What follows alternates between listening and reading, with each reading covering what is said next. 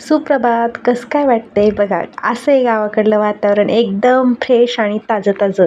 काही विचारूच नका. रानात आले हो तर एकदम मन प्रसन्न होऊन जातं. इकडलं सगळं पक्ष्यांचा किलबिलाट आणि आपल्या गाईवासरांचा आवाज, धारा काढायची सुरुवात आणि सकाळ सकाळ छान अशी थंडी. आता छान तर म्हणता येणार नाही, कारण सगळं नाक तोंड पॅक बांधावं लागतं आणि परतच घराच्या बाहेर पडावं लागतं.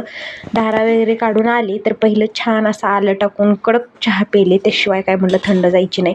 आणि अंघोळ केल्यावर तर जास्तच थंड वाजते, त्यामुळे स्कार्फ बांधली बघा डोक्याला. इकडं छान असं चहा घेतला, तिथंच लगेच गॅसपाशी भाज्या करायला ओळली. छान अशी आपली तांदूळजीची भाजी केलेली आहे, मस्त अशी आमटी आहे रात्रीचीच, आणि छानपैकी मोठी मिरची केलेली आहे.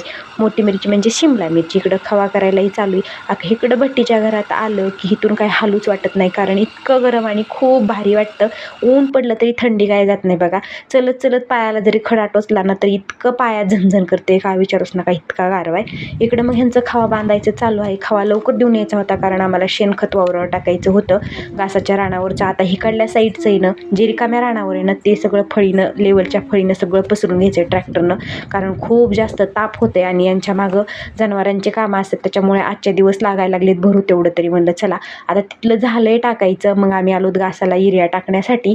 भरपूर असा घास उंच झालेला आहे. जिकडे जिकडे छोटा छोटा घास आहे ना, तिकडे आम्ही युरिया टाकून घेणार आहोत.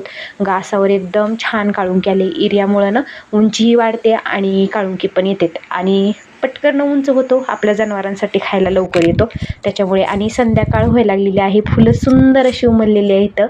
तर असा होता माझा आजचा दिवस. कसा वाटला लाईक, शेअर आणि सबस्क्राईब करायला विसरू नका. भेटू अशाच नेक्स्ट व्हिडिओमध्ये. बाय. जय श्रीराम.